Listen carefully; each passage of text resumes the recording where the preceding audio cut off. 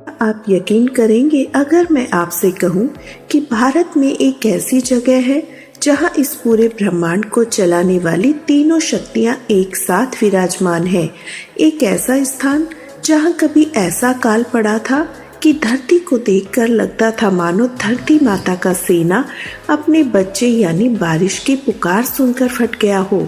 आज कहानी एक ऐसे मंदिर की जो बाहर से दिखने में एक आम शिव मंदिर जैसा है, लेकिन जैसे ही आप इसके इतिहास में उतरते हैं, इसके रहस्यों में कदम रखते हैं, आपको यह एहसास होता है यह सिर्फ एक मंदिर नहीं बल्कि रहस्यों, शक्तियों और चेतावनियों का संगम है। यह कहानी है महाराष्ट्र के नासिक में स्थित त्र्यंबकेश्वर ज्योतिर्लिंग की। यह कहा जाता है किसी मंदिर में एक ऐसा हीरा मौजूद था जिसके बारे में यह मान्यता है कि वह जिसके पास भी गया उसके पूरे कुल का नाश हो गया। सवाल कि इस मंदिर में स्थित कुशावर्त कुंड का रहस्य क्या है, जहां से गोदावरी नदी कथा जुड़ी है। नमस्कार दोस्तों, स्वागत है आपका मेरे चैनल श्री राधा में। हम बात करने वाले हैं भारत के सबसे शक्तिशाली ज्योतिर्लिंग त्र्यंबकेश्वर ज्योतिर्लिंग की। दिल्ली से लगभग 1200 किलोमीटर दूर मौजूद है महाराष्ट्र का नासिक जिला। यहीं पर ब्रह्मगिरी पर्वत की गोद में स्थित है त्र्यंबकेश्वर महादेव मंदिर। यह वो स्थान है जहां पर भगवान शिव के साथ ब्रह्मा और विष्णु के भी दर्शन होते हैं।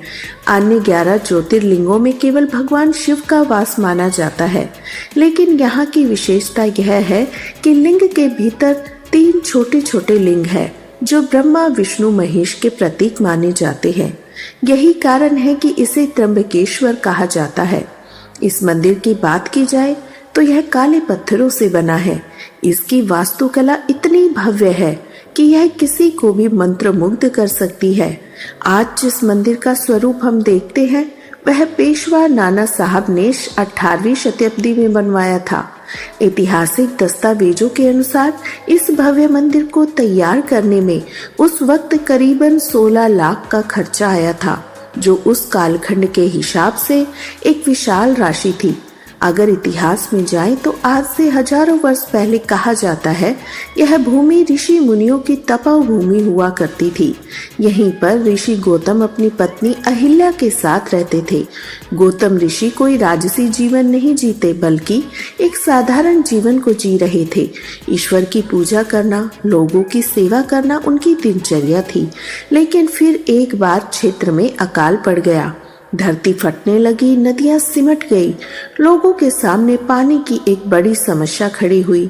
तब ऋषि गौतम ने संकट को दूर करने के लिए इंद्रदेव की कठोर तपस्या की। इंद्रदेव तपस्या से प्रसन्न होकर उन्हें वरदान के रूप में एक अक्षय जल स्रोत देते हैं जो कभी नहीं सूखता था। ऋषि गौतम ने इस जलस्त्र की सहायता से हजारों लोगों की प्यास बुझाई, अकाल की मार को मार दिया। यह कहते हैं हर रोशनी के साथ कुछ साए भी आते हैं। ऋषि गौतम की बढ़ती प्रसिद्धि को देखकर कुछ ऋषियों को ईर्ष्या होने लगी। उन्होंने गौतम ऋषि को फंसाने के लिए चाल चली। एक बीमार अधमरी गाय को ऋषि गौतम के खेत में छोड़ दिया। जैसे ही ऋषि गौतम ने उस गाय को खेत से हटाने की कोशिश की, वो मर गई। इस घटना के बाद ऋषि गौतम पर गौ हत्या का झूठा आरोप लगा। जिन्होंने जीवन भर सत्य सेवा की मार्ग को चुना था, आज वही लोग समाज की नजरों में अपराधी बना दिए गए। इस कलंक को दूर करने के लिए और आत्मशुद्धि के लिए ऋषि गौतम भगवान शिव की कठोर तपस्या में गए।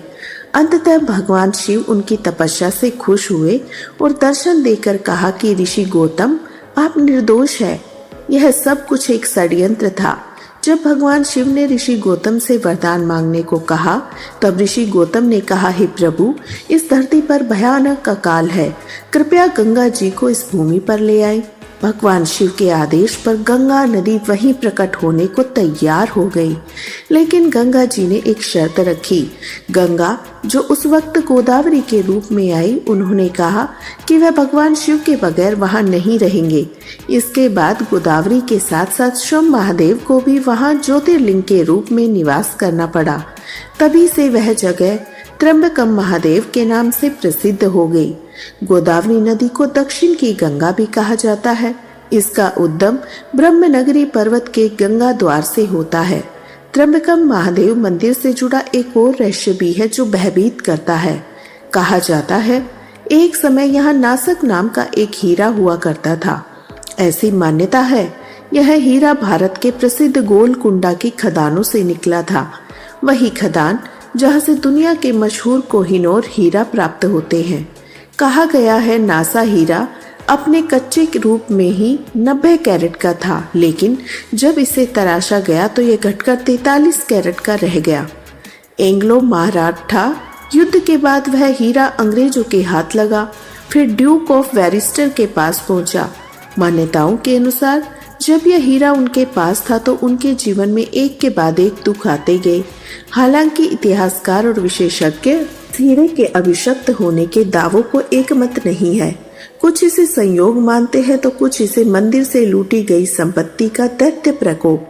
आज ये हीरा कहाँ है इसके बारे में कोई पुख्ता जानकारी नहीं, पर इसके श्राप की कहानियां आज भी लोगों को हैरान कर देती है। मंदिर परिसर से कुछ ही दूर पर स्थित है कुशावर्तक कुंड। मान्यताओं के अनुसार प्रारंभ में गोदावरी नदी स्थिर नहीं थी। वो ब्रह्मगिरी पर्वत से प्रकट होती लेकिन फिर अचानक गायब हो जाती। तब ऋषि गौतम ने कुशाघास का प्रयोग करके गोदावरी के प्रवाह को एक स्थान पर रोक दिया। इसी कारण इस स्थान को कुशावर्त कहा गया। ऐसी मान्यता है कुशावर्त कुंड में स्नान करने से मनुष्य अपने 7 जन्मों के पापों से मुक्त हो जाता है। जब नासिक में सिंगस्त कुंभ का आयोजन होता है तो शैव संप्रदाय के नागा साधु और लाखों श्रद्धालु इसी कुंड में आस्था की डुबकी लगाते हैं। त्र्यंबकम केवल दर्शन का स्थान नहीं बल्कि ज्योतिष शास्त्र में भी बहुत महत्व रखता है। यह पूरे भारत में एकमात्र ऐसा स्थान है जहां पर काल सर्पदोष और नारायण नागबली जैसी पूजा का विशेष फल मिलता है। माना जाता है यहाँ की गई पूजा से पितरों को शांति मिलती है और जातक के जीवन की बड़ी से बड़ी बाधाएं दूर हो जाती है। हर सोमवार को यहाँ पालकी निकाली जाती है। विशेष पर्वों पर भगवान त्र्यंबकम का पंचमुखी स्वर्ण मुखौटा भक्तों के दर्शन के लिए रखा जाता है। अगर आप कभी त्र्यंबकम जाएं तो यह कभी मत भूलिएगा, यह सिर्फ एक ज्योतिर्लिंग नहीं बल्कि ब्रह्मांड को चलाने वाली शक्तियों का केंद्र है। यहाँ शिव है, गंगा है, यहाँ यह रहस्य है जिनको जवाब आज तक नहीं दे पाए। यहाँ की हवाओं में आज भी ऋषि गौतम की तपस्या और महादेव की करुणा महसूस की जा सकती है। यही है भारत के सबसे शक्तिशाली ज्योतिर्लिंग त्र्यंबकम की कहानी, जो हमें विश्वास दिलाती है सत्य का परेशान किया जा सकता है लेकिन पराजित नहीं। अगर यह कहानी अच्छी लगी हो तो इसे अपनों के साथ साझा जरूर कीजिएगा। वो कौन सा ज्योतिर्लिंग है जहां पर आप अभी तक नहीं गए उसे कमेंट सेक्शन में जरूर लिखिएगा। अगर आप भी ऐसी ही भक्तिमय कथाओं को सुनना चाहते हैं तो हमारे चैनल श्री राधा को जरूर सब्सक्राइब करें और चैनल